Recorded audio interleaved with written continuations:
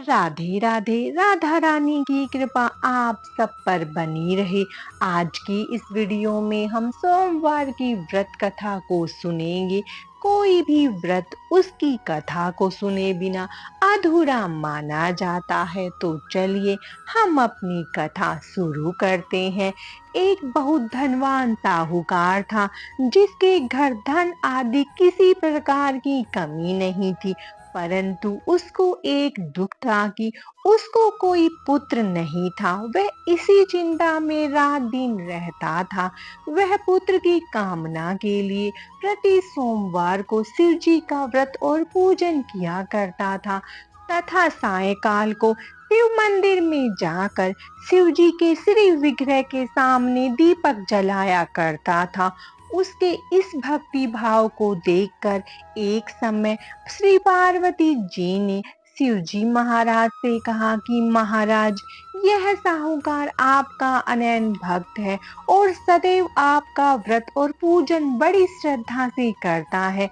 इसकी मनोकामना पूर्ण करनी चाहिए। शिव जी ने कहा, हे पार्वती, यह संसार कर्म क्षेत्र है। जैसे किसान खेत में जैसा बीज बोता है वैसा ही फल काटता है, उसी तरह इस संसार में प्राणी जैसा कर्म करते हैं वैसा फल भोगते हैं। पार्वती जी ने अत्यंत आग्रह से कहा, महाराज, जब यह आपका अनन्य भक्त है और इसको किसी प्रकार का दुख है तो उसको अवश्य दूर करना चाहिए, क्योंकि आप सदैव अपने भक्तों पर दयालु होते हैं और उनके दुखों को दूर करते हैं। यदि आप ऐसा नहीं करोगे तो मनुष्य आपकी सेवा तथा व्रत क्यों करेंगे।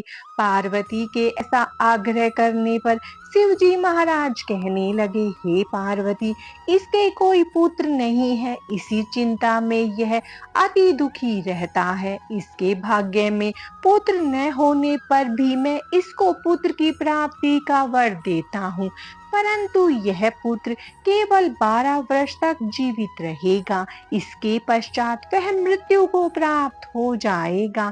इससे अधिक मैं और कुछ इसके लिए नहीं कर सकता। यह सब बातें साहूकार सुन रहा था।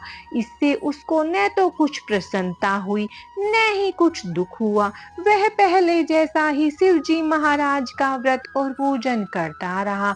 कुछ काल व्यतीत हो जाने पर साहूकार की स्त्री गर्भवती हुई और 10वें महीने में उसके गर्भ से अति सुंदर पुत्र की प्राप्ति हुई। साहूकार के घर में बहुत खुशी मनाई गई, परंतु साहूकार ने उसकी केवल 12 वर्ष की आयु जान कोई अधिक प्रसन्नता प्रकट नहीं की और न ही किसी को भेद ही बतलाया। जब वह बालक 11 वर्ष का हो गया तो उस बालक की माता ने उसके पिता से विवाह आदि के लिए कहा, तो वह साहूकार कहने लगा कि अभी मैं इसका विवाह नहीं करूंगा, अपने पुत्र को काशी जी पढ़ने के लिए भेजूंगा।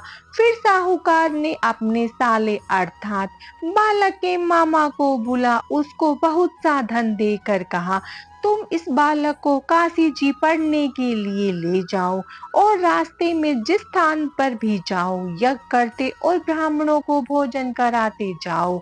वह दोनों मामा भांजे यज्ञ कराते और ब्राह्मणों को भोजन कराते जा रहे थे। रास्ते में उनको एक शहर पड़ा। उस शहर में राजा की कन्या का विवाह था और दूसरे राजा का लड़का जो विवाह कराने के लिए बारात लेकर आया था वह एक आंख से काना था। उसके पिता को इस बात की बड़ी चिंता थी कि कहीं वर को देख कन्या के माता पिता विवाह में किसी प्रकार की अड़चन पैदा न कर दे। इस कारण जब उसने अति सुंदर सेठ के लड़के को देखा तो उसने मन में विचार किया कि क्यों न दरवाजे के समय लड़के से वर का काम चलाया जाए। ऐसा विचार करके वर के पिता ने उस लड़के और मामा से बात की तो वे राजी हो गए। फिर उस लड़के को वर के कपड़े पहना तथा घोड़ी पर चढ़ा दरवाजे पर ले गए और सब कार्य प्रसन्नता से पूर्ण हो गया। फिर वर के पिता ने सोचा कि यदि विवाह कार्य भी इसी लड़के से करा लिया जाए तो क्या बुरा ही है। ऐसा विचार कर लड़के और उसके मामा से कहा, यदि आप फेरों का और कन्यादान के काम को भी करा दे तो आपकी बड़ी कृपा होगी। मैं इसके बदले में आपको बहुत कुछ धन दूंगा। तो उन्होंने स्वीकार कर लिया। विवाह कार्य भी बहुत अच्छी तरह से संपन्न हो गया, परंतु जिस समय लड़का जाने लगा तो उसने राजकुमारी की चुनरी के पल्ले पर लिखा कि तेरा विवाह तो मेरे साथ हुआ है, परंतु जिस राजकुमार के साथ तुमको भेजेंगे वह एक आंख से काना है। मैं काशी जी पढ़ने जा रहा हूँ। लड़के के जाने के पश्चात राजकुमारी ने जब अपनी चुन्नी पर ऐसा लिखा पाया तो उसने राजकुमार के साथ जाने से मना कर दिया और कहा कि यह मेरा पति नहीं है, मेरा विवाह इसके साथ नहीं हुआ, वह तो काशी जी पढ़ने गया है। राजकुमारी के माता पिता ने अपनी कन्या को विदा नहीं किया और बारात वापिस चली गई। उधर सेठ का लड़का और मामा काशी जी पहुंच गए। वहां जाकर उन्होंने यज्ञ करना और ने पढ़ना शुरू कर दिया। जब लड़के की आयु 12 साल की हो गई, उस दिन उन्होंने यज्ञ रचा रखा था कि लड़के ने अपने मामा से कहा, मामा जी आज मेरी तबीयत ठीक नहीं है। मामा ने कहा, अंदर जाकर सो जाओ।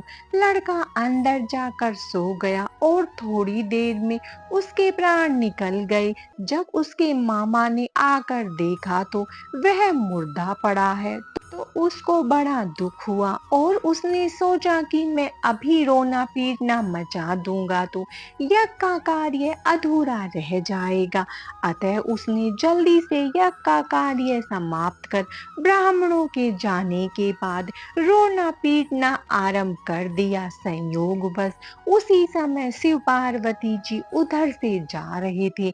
जब उन्होंने जोर जोर से रोने की आवाज सुनी तो पार्वती जी कहने लगी, महाराज कोई दुखिया रो रहा है, इसके कष्ट दूर करो। जब शिव पार्वती ने पास जाकर देखा तो वहां एक लड़का मुर्दा पड़ा है। पार्वती जी कहने लगी, महाराज यह तो उसी सेठ का लड़का है जो आपके वरदान से हुआ था।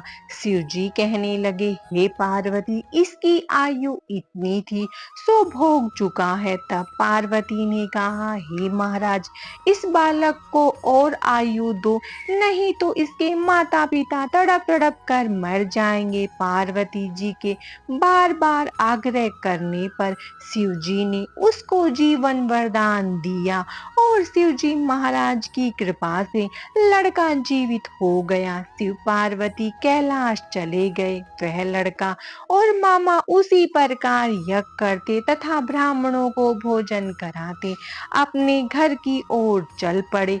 रास्ते में उसी शहर में आए जहां उसका विवाह हुआ था।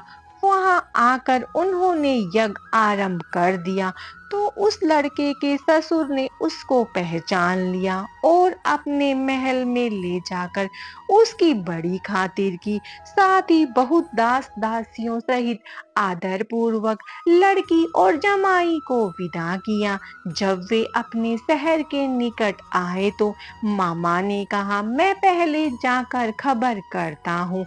जब उस लड़के के मामा घर पहुंचा तो लड़के के माता पिता घर की छत पर बैठे थे और यह प्रण कर रखा था कि यदि हमारा पुत्र सकुशल लौट आया तो हम राजी खुशी नीचे आ जाएंगे, नहीं तो छत से गिरकर अपने प्राण दे देंगे। इतने में उस लड़के के मामा ने आकर यह समाचार दिया कि आपका पुत्र आ गया है। तो उनको विश्वास नहीं हुआ। उसके मामा ने शपथ पूर्वक कहा कि आपका पुत्र अपनी स्त्री के साथ बहुत सारा धन लेकर आया है। तो सेठ ने आनंद के साथ उसका स्वागत किया और बड़ी प्रसन्नता के साथ रहने लगे। इसी प्रकार से जो कोई भी सोमवार के व्रत को धारण करता है अथवा इस कथा को पढ़ता और सुनता है, उसकी समस्त कामनाएं पूर्ण होती है। माता पार्वती और भगवान शंकर की कृपा आप सब पर सदा बनी रहे। हर हर महादेव। राधे राधे।